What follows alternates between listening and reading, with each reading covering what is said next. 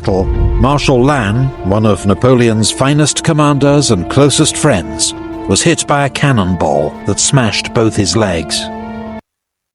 An Epic History TV History March collaboration, supported by our sponsor, Osprey Publishing. Epic History TV weekend, let's get in it. In 1809, last episode that we did was crazy. Napoleon in Spain, that did not go well. France, under Napoleon Bonaparte, was the most powerful nation in Europe. But the French Emperor's invasion of Spain and Portugal the previous year... Technically, you could argue in the world, but... Well, yeah, I don't really think any other nation at this point could really compare to France. Only the UK, and that's because of its navy and its overseas colonies. Had failed to deliver the easy victory he'd expected. And with many of Napoleon... Bro, I hope Epic History TV goes into details on these battles that we are seeing here. Best troops and commanders now tied down in Spain. An old enemy prepared to challenge France once more. Dude, Austria is always trying to fight France, dude. All the time. The court of Vienna is behaving very badly. It may have... Austria Wait. What did that say? What did that... It may have caused to repent. Oh, okay. Austria had been preparing for war with France. Napoleon was still talking to Josephine at this time? I thought Napoleon divorced Josephine. Did Napoleon divorce Josephine? Because I know Josephine couldn't get babies. So Napoleon had to get I forgot who it was. Who was it that Napoleon had a kid? I know the kid died early. In his 20s, but it was an Austrian princess or something like that. But who was, I don't know. I thought Napoleon was done talking to Josephine at this point. Last humiliating defeat at Austerlitz in 1805. Wow. Now, 4 with years. Napoleon busy in Spain, and the British promise of cash subsidies, plus a supporting attack in Northern Europe, it looked... Cash that came from us in the Caribbean, cash that came from the cash crop sugar in the Caribbean. Whatchamacallit? Britain didn't really colonize India completely yet. It's 1809. So still, a lot of these cash was still coming from us in the Caribbean. Let's continue. Looked like the ideal time to strike. This time, Austria's armies would be led by Archduke Charles, Emperor Francis's younger brother. At 37, he was 2 years younger than Napoleon, but already had 15 years experience of high command. 15 years? He was learning from... Wait, how old was Napoleon? Wow, dude, I don't even know, how old is Napoleon? How old is Napoleon at this point? Past defeats, he'd begun to reform the Austrian army along French lines, copying Napoleon's corps system and introducing new... What the heck? Why does this guy has a camel toe?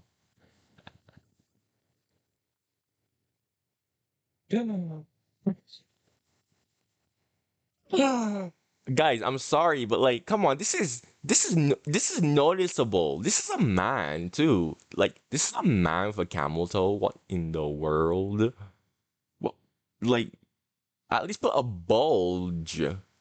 Put a bulge here, not a freaking camel toe. That's why I noticed it, because I noticed that it was a guy.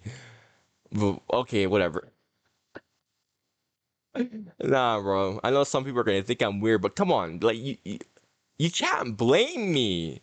Why? That is not that freaking trans. Infantry tactics. Freaking hell. Napoleon infantry tactics. A quick guide. In the Napoleonic Wars, infantry fought in close order, packed together, standing shoulder to shoulder. Yeah, that I know. But why present such an easy target for the enemy? First, command and control. Before radios, orders had to be relayed by shouted commands, drums or bugles. Difficult enough in the smoke and din of battle. Almost impossible if troops were scattered. Second, firepower. Smoothbore muskets were inaccurate beyond about 80 yards, so volley fire, firing en masse, was the best way to inflict physical and psychological question, right? Damage on the Okay, before he moves on, if muskets were extremely inaccurate, and I actually said this in my Napoleon in Egypt videos, why didn't they not use bows and arrows? Right? Because I pointed out how when the Continental Army of America, the newly formed United States, fought the Native Americans, some of them got completely destroyed and wiped out by natives with just bows and arrows, right? Like I always wonder, like, if muskets were so inaccurate, right?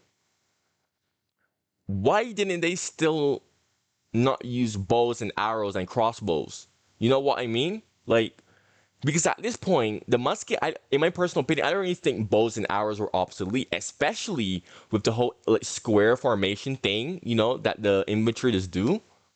I, Someone please explain that to me. Like, why did they stop using bows and arrows for muskets if muskets were so inaccurate? Third, morale. Soldiers were much more willing to advance into danger or hold the line if they did so together as a unit, urging each other on. Fourth, That is so true. That's like human nature, bro. You will be shocked. You will be so shocked of what people are capable of doing when they're in a group. You will be extremely shocked. defense against cavalry. Scattered infantry were easy targets for horsemen. Only by Definitely. sticking together could they fight them off. The basic tactical unit of infantry was the battalion. A French line battalion had, in theory, 840 men, but in practice, nearer 500 to 600. Our example here has 605 men, a typical strength for a battalion on campaign. The men were divided. Dude, the Barbados Defense Force. This is more than the Barbados Defense Force. Yes, Barbados does have an army. Well, defense force, but yeah, army, military. The army of Barbados, my country, is 1,000. 1,000? No, not 1,000.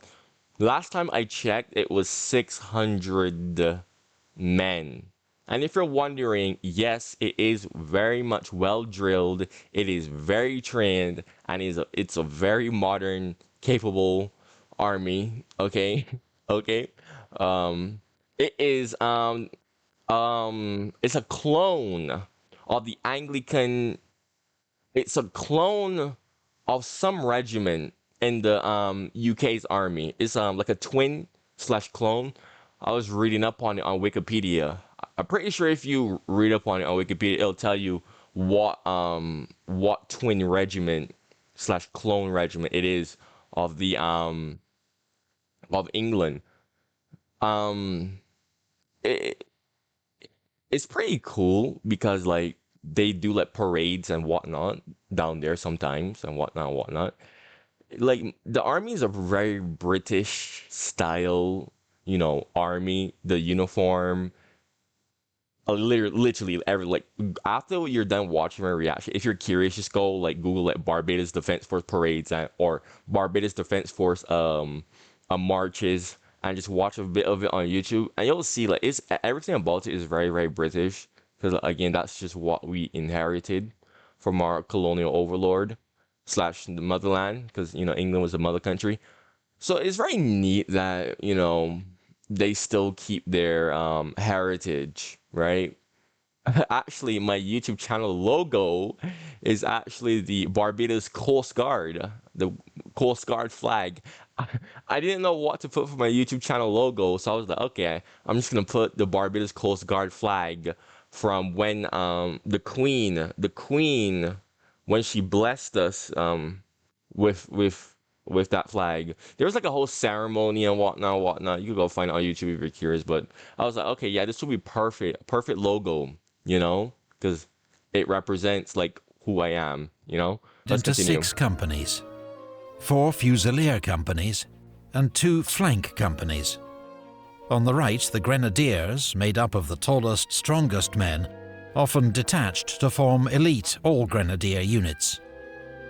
And on the left, Somebody, wait, what is so special and unique about grenadiers? I've heard of these guys so much, but I never understood what is so special and unique about grenadiers. Like, do they actually have grenades? Like, can someone please answer that for me, please, and thank you? the voltigeurs. specialist light infantry used for skirmishing in front of the battalion. Skirmishers moved independently, used cover and fired at will to harass and unsettle the enemy, while preventing enemy skirmishers carrying out the same task. That's very unconventional. Most armies also had specialist light infantry units for this role, such as the British 95th Rifles, French Chasseurs à Pied, and Austrian and Prussian Jäger battalions. Jäger! Hunter battalions! I still remember the little bit of German that I taught myself before I stopped learning it. Traditional battlefield formation was the line. All companies formed up alongside each other, 3 ranks deep. Line formation maximized the number of men who could fire their muskets at the enemy, and limited casualties from artillery fire.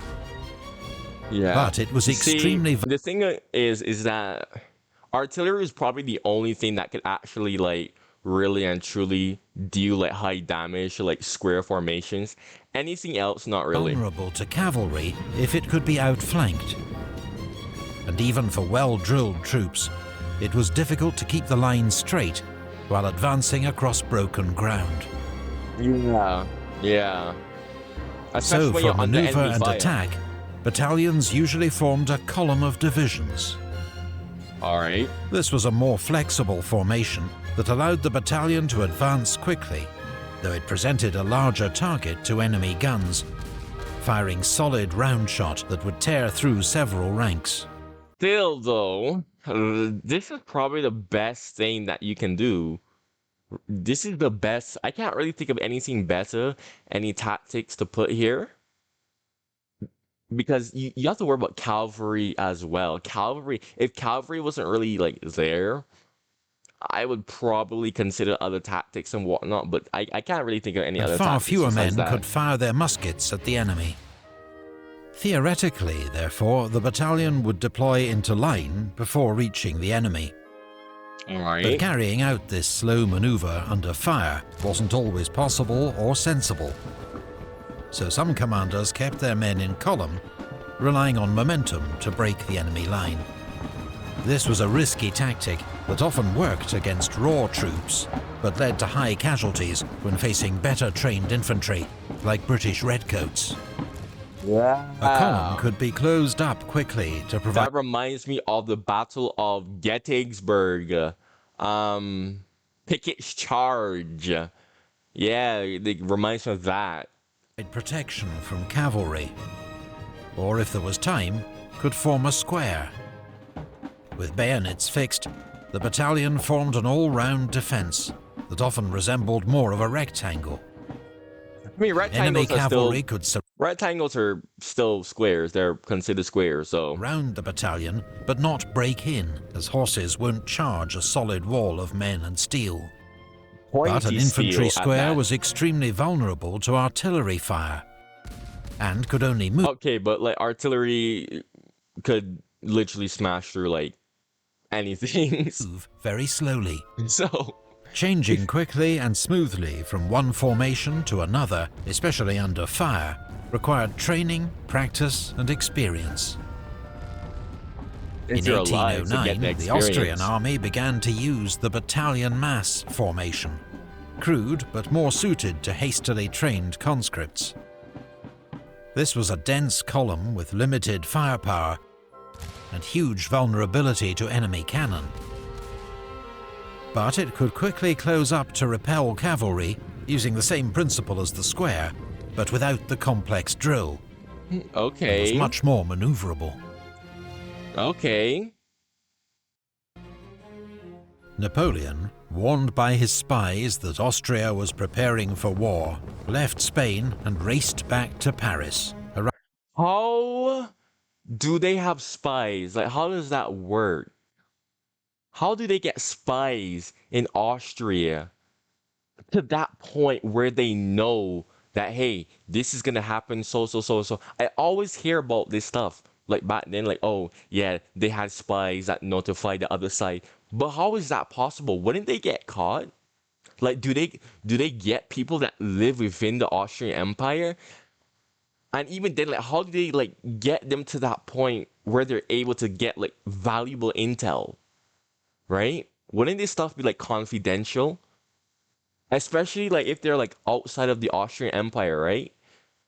If they're foreign to the Austrian Empire, how in the world do they even freaking freaking how, like, someone please answer that for me. Because I've heard of Terrare from Salmonella, you know, that guy who doesn't know Salmonella. I know that he was a spy, but that didn't really go too well. But besides him, like, how do they get the spies to that point where they're getting vital information? Someone please explain how that logic works without them, like, you know, getting caught. Arriving on the 24th of January, 1809. The French army in Germany, commanded by Marshal Berthier, would need urgent reinforcement. So Napoleon summoned units from Spain, called up young conscripts, and soldiers from his German allies in the Confederation of the Rhine. Alright. La Grande Armée was no longer the finely honed instrument of 1805. Yeah, man. But with Napoleon at its head, it was still a formidable force. It just does not feel the Archduke same. Charles ordered diversionary attacks in Poland and northern Italy, but launched his main attack against France's ally, Bavaria, on the 10th of April. It came a week earlier than Napoleon had expected and caught the French Emperor by surprise. Charles was relying on a rapid advance, but a last-minute change of plans, torrential rain, and a slow-moving baggage train slowed progress to a crawl. This work is Marshal extremely Berthier beautiful. was a brilliant chief of staff to Napoleon, but an indecisive field commander. His forces were too widely dispersed, and Marshal Davout's Third Corps was dangerously isolated at Regensburg. Charles ordered his corps to converge and destroy it. But on the 17th of April, Napoleon arrived at Donauwörth to take over command. He immediately ordered Davout to withdraw from his exposed position. Very It was exposed. too late for him to escape without a fight. Yeah, I was looking at that very hard. I'm like, is he gonna be able to get out of there? I don't think he's gonna be able to get out of there. Davout's Third Corps was one of the best in the Grande Armée, and in a fast-moving battle across wooded hills, After what I saw at Auerstadt and Eylau, I think Davout is probably my favorite marshal. I thought it was gonna be what's his name? I thought it was gonna be Marshal the flamboyant commander, Marshal, what is his name? Murat. Yeah, I thought it was gonna be Marshal Murat. I love Murat, but come on, I got to love it. Davout is the GOAT. the heroes of Auerstadt threw back the Austrians. Despite the heroism of General Major Liechtenstein, badly wounded, leading his troops forward. Third Corps escaped the encirclement. Wow. The Battle of Miraculous. Teugn-Hausen was the start of Napoleon's so-called four-day campaign. First, he used Marshal Lefebvre's Bavarian 7th Corps and a provisional corps under Marshal Lannes to drive a wedge into the Austrian army. Then he pursued its left wing towards Landshut, believing he was following the main Austrian army. French troops That does not look like Landshut. The way how it's spelled, it looks like it's spelled Landshut, not Landshut. and their German allies stormed the town's bridge to win a hard-fought victory. But Napoleon realized that Napoleon. Archduke Charles was not at Landshut, and that, once again, he'd left Marshal Davout to face the main enemy force. Sending Marshal Bessières in pursuit of the Austrian left wing, Napoleon swung north, falling on the Austrian 4th Corps at Eckmühl. The French and their German allies won their 4th victory in as many days. But Napoleon seems Charles's to be main doing force fine was right still now. intact, and hoping to keep it so, he ordered a rapid retreat across the Danube. The French pursued, storming the walled city of Regensburg, which they knew as Ratisbon, with its vital stone bridge. Napoleon put Marshal Lannes in charge of the assault. When the attack faltered, Lannes threatened to lead the next charge in person, and his men, suitably chastised, took the city. Oh, Napoleon's marshals, dude. Napoleon is great. Everyone knows that, but Napoleon's marshals, dude, they deserve a whole autobiography of their own. Most of Napoleon's marshals, they were just built different, dude. Some of them were, some of them were, kind of, you know what I mean? But damn, Napoleon's marshals were something else, man. Let's continue. During the siege, Napoleon was hit in the foot by a spent bullet, causing widespread alarm. Oh, but it no. proved to be a superficial wound. Oh, that's a close one, Napoleon. Napoleon.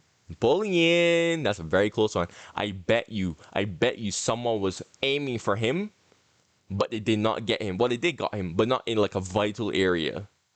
I'm telling you, I bet someone was aiming for him, but they did not get him. Bro, imagine if Napoleon had gotten hit in a vital area and died. What would have happened? New alternate history scenario? Question mark. What if Napoleon died at Aspern? How will that affect Europe? Stubborn Austrian resistance had allowed Archduke Charles and his army to escape across the Danube. Napoleon had cut the Austrian army in half, but both sections now retreated in good order towards Vienna. All right, Napoleon Austria led his forces in pursuit, detaching Lefebvre's Bavarian Corps to deal with a popular revolt in Tyrol, and Third Corps and the Württemberg Eighth Corps to guard his line of communications. Charles chose not to defend the capital, which surrendered on the 13th of May after a short bombardment. Smart. If it has no strategic value, don't defend it. He has his whole army intact. Don't defend it. If your army is still intact, you can keep fighting. It doesn't matter if some symbolic city, because at the end of the day, as symbolic as Vienna is, it's still just a city. So instead, Charles and the Austrian army lay in wait across the Danube. Napoleon was now down to... Damn, what is he cooking? He's waiting. Charles, what are you cooking, Charles? 80,000 men, facing 110,000 Austrians. Oh, that's not good numbers, Napoleon. Charles's army had numbers. fought bravely and well throughout the campaign. But Napoleon still had a low opinion of Austrian troops and decided to attack. I can't blame him, because... What is this, an ad? Hold up. I can't blame him because Napoleon has been completely destroying and just steamrolling the Austrians like it's nothing. So I can't even blame him for having a low opinion of the Austrians. To cannon, all men are equal. What about women, Napoleon? What about women? On the night of the 20th of May, French engineers hastily built a series of floating bridges between the river islands of the Danube. And French troops began to cross.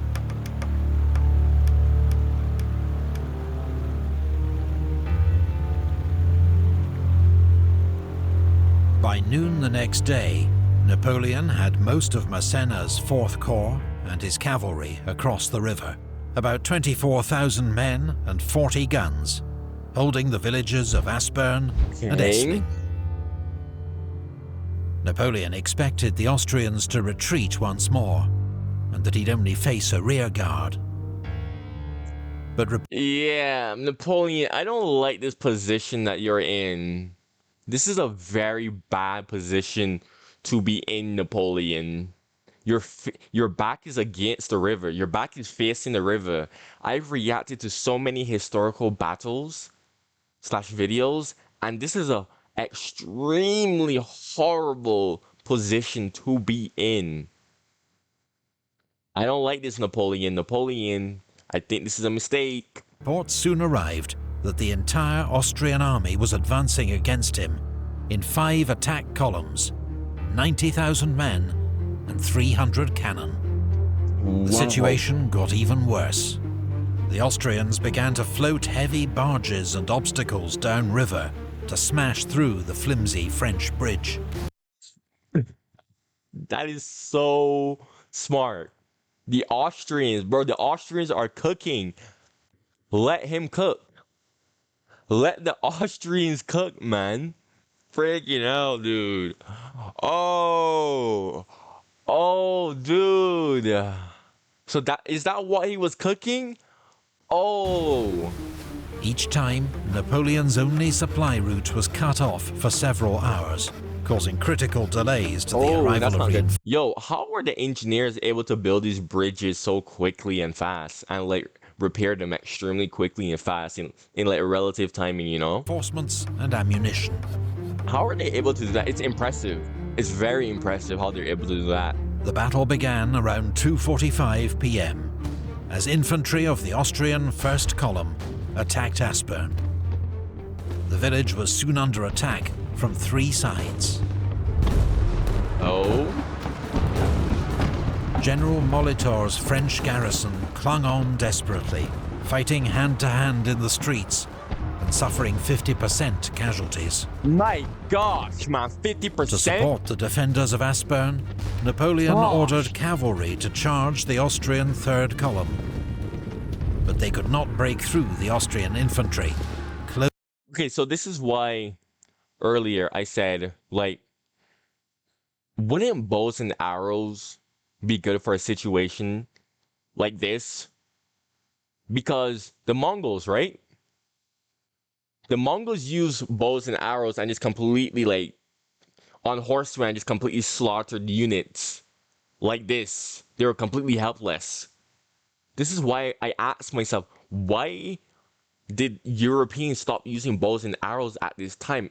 In my personal opinion, it was still feasible. Closed up in their battalion mass formation. At 6 p.m, Archduke Charles ordered General Bellegarde's Second Column to take Aspern at any cost. Charles himself rode among the front ranks, urging the men forward. All right, Charles. I see you, Charles. Okay, Charles. You're not a piece of cake. Okay. Charles is not a piece of cake. What? Ferocious fighting, the Austrians took the village. Napoleon immediately sent in newly arrived reinforcements to recapture it. Yeah, but About he's the same outnumbered, time, though. the Austrian Fourth Column began its attack on the village of Essling. Dude, Napoleon is like semi-encircled right now. This is not a good spot to be in, Napoleon. Where Marshal Lannes had taken charge of defences while he waited for his own corps to cross the Danube. The first Austrian assault was repulsed. The veteran French cavalry commander General d'Espagne led his cuirassiers in pursuit, but was hit by grape shot and died of his wounds. Wow. Around 9 p.m, the Austrian Fifth Column... Grape shot? That has to be painful. Freaking hell, man. Grape shot? ...finally arrived in position and made its first attack against Essling, which was thrown back by Lannes' troops. As night fell, firing died out across the battlefield, and men got what rest they could among the dead and the wounded.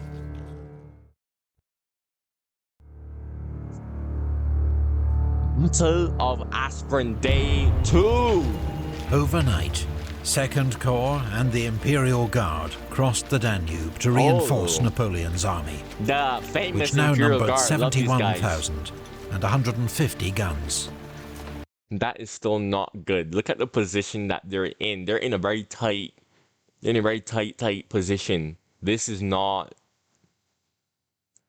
This is a very horrible position to be in, Napoleon. But then the bridge broke again, leaving Davout's Third Corps still waiting to cross.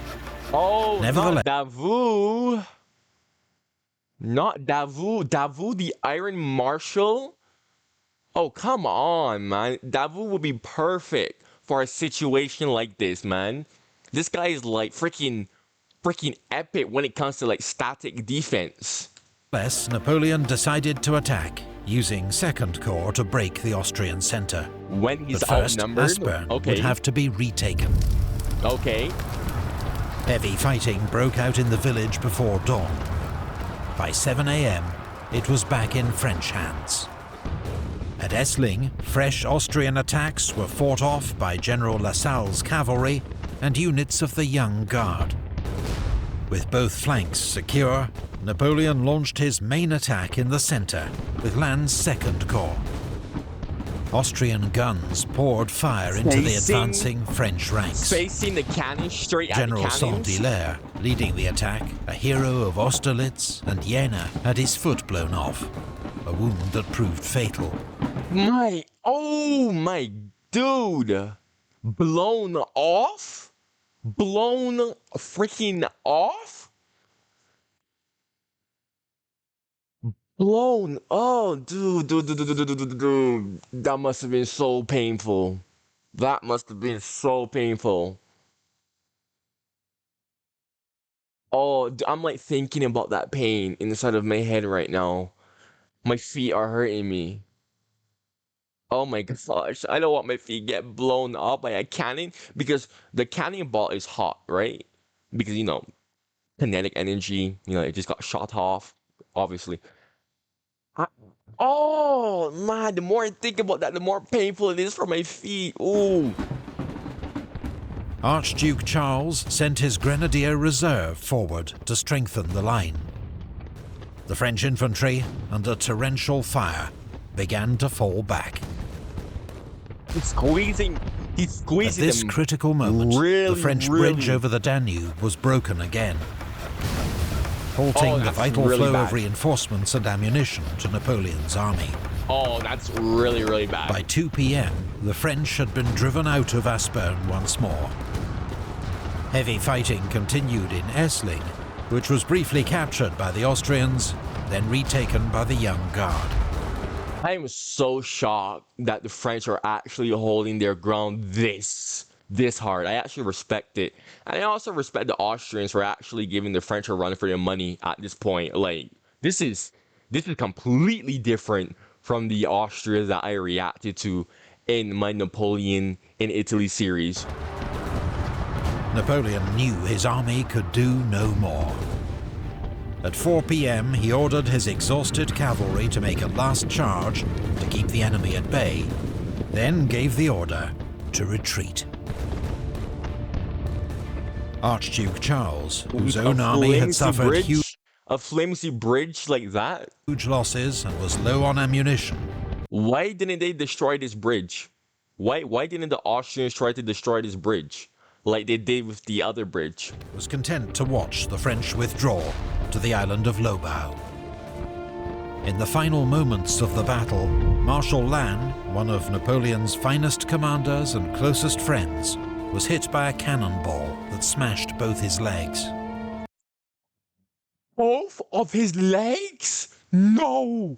He died of his wounds a week later. Both It of was his a deep legs? blow to the emperor. One leg is already bad enough, but both... Nah.